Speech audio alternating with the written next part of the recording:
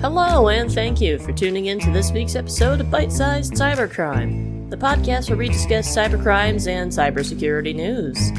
I talk about the healthcare industry quite a bit on this podcast due to the frequency of which hacks occur on both major and minor hospitals, as well as other healthcare entities.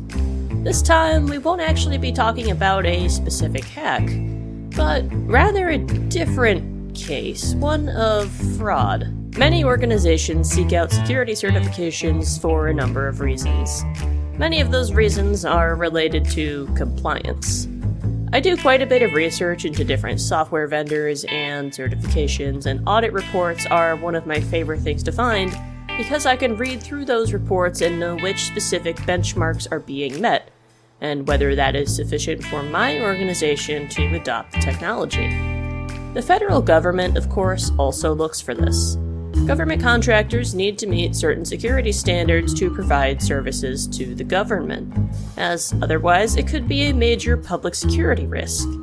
You'd like to think that these standards are both pretty high and easy to verify, but one healthcare organization, to get a lucrative government contract, was accused of falsely certifying their compliance and failing to meet rather basic security controls. So let's discuss what those are and what exactly that means. The Department of Justice announced that between the years 2015 and 2018, HealthNet Federal Services, or HNFS, failed to scan for vulnerabilities and apply patches in a timely manner. Patch management is a really important part of an IT lifecycle. Vulnerabilities can become discovered in software at any point, and this is web browsers, productivity apps, even entire operating systems. Patches are released to fix those vulnerabilities so they can't be exploited. By failing to take this measure, there is a great risk of a cyber attack occurring. Hackers will often use scanners to find specific versions of applications that are running, and then they can easily look up the exact exploit code for a specific app version to deploy.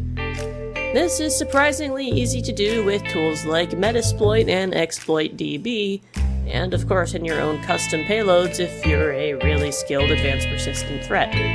HNFS also failed to take action items on their audit reports, which indicated issues in their security practices. Industry standard asset management, access controls, and firewall protections were also not in use. Asset management is especially important because it inventories every IT asset you have. Sometimes employees will try to bring in their own devices, and if those are not being properly managed, it can introduce a problem that IT teams have zero oversight on because it's not being managed. IT asset management also really does help simplify processes like vulnerability management. Access controls are pretty simple, but are also very important and easy to overlook. You don't want everyone to have the exact same access. For example, I'm the IT person, but you probably don't want me to have access to payroll information. And maybe if someone's in HR, you probably don't want HR to have access to all of IT's scripts, especially ones that could cause changes to devices. Ideally, people should have the minimum amount of permissions they need to perform their job duties. This is called the principle of least privilege. Following this also has the benefit of restricting what hackers can do if someone's compromised. If someone in the sales department is compromised, the hacker can't use that account to access IT systems, or payroll information, or sensitive data on employees. Though customer data is still potentially at risk. It's not perfect in preventing an incident because people do still need access to sensitive data to perform their job sometimes.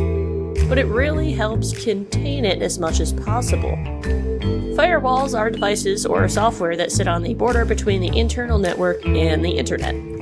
Firewall rules basically stop unwanted requests from coming in, like a hacker trying to reach your payroll information and unwanted requests from going out as well. If someone is trying to access an inappropriate website, a firewall can block that request. These are all really basic controls put in place that have industry standards associated with them. HNFS also used outdated hardware and software, which is not up to date on security patches, and did not implement policies to prevent weak passwords from being used. Passwords are something I could talk about all day. I planned to write an article about passwords one day, and one of my favorite episodes was the RockU data breach, which resulted in a massive list of plain text leaked passwords associated with different accounts. Give that one a listen if you haven't. Password policies are difficult and can be complicated to implement, and often people find ways to follow the policies that actually end up being less secure. So it's hard to strike a balance between security and practicality. This is true within everything, but I think it's most obvious within passwords, and I'll give an example. A website may have the following password requirements: at least 12 characters long, 1 number, 1 capital letter, and 1 special character, and it expires after a year. What people tend to do is create a password that's easy to remember, often using a very basic word or phrase, with the first letter being capitalized, adding a 1 on the end, or maybe replacing the O with a 0, the T with a 7, the A for a 4, things of that nature, and then doing an exclamation point on the end. This is the most common pattern I see with passwords. And when you think about it, that is not really complex at all, even though it would be a perfectly acceptable complex password. And it's still relatively easy to guess. And let's say that password expires after a year, like in my example. You know what's pretty common if that's the case? People will change the 1 to a 2. Or maybe they just use the current year they created their account in the password. Once a year passes, then they increment the year. Easy to remember. Last year, maybe my password was password 2024 exclamation point. Well, now this year it's password 2025 exclamation point. Completely different password, perfectly secure. Not really, but that technically does meet the requirements. The absolute worst offender is that passwords get reused on other websites. I'm gonna save my talk on passwords for the password article, but having such strict requirements is actually making passwords less secure. What's now typically recommended by NIST is making a very long password with no special requirements besides the length, and then that password never expires, only if there has been a data breach. That is how you enable people to make secure passwords that they can actually remember, and they will not just write it down on a napkin. HNFS was not doing this. Not checking to verify that passwords are secure, having a very low required character count, which is the worst mistake you can make, and likely being lax on allowing passwords that have been previously exploited to stay there.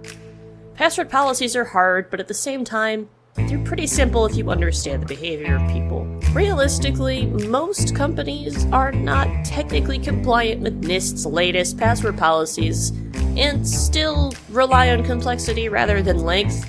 This is something I would love to see changed because I think it's completely correct to rely on length.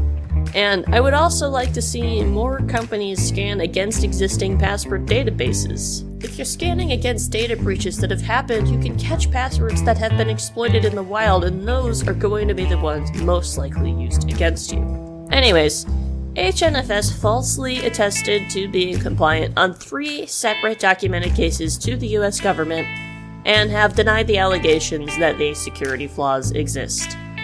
They have not had a known data breach occur, which is honestly also based on luck rather than inherently good security. Nonetheless, they still agreed to pay an $11 million settlement over these allegations, according to the Department of Justice. Any such data breach of HNFS would leak the data of government employees, or in this case, the data on military service people and their families, as this is who HNFS provided services to. Compliance can be annoying, and many organizations treat security like it's just ticking off a box. But the implications of poor security threaten people's data that, in this day and age, they have no choice but to allow organizations to protect. Thank you to the Department of Justice, Bleeping Computer, Info Security Magazine, and Security Week for information on this case. And of course, thank you for tuning in to this week's episode of Bite-Sized Cybercrime, and until next time, stay secure.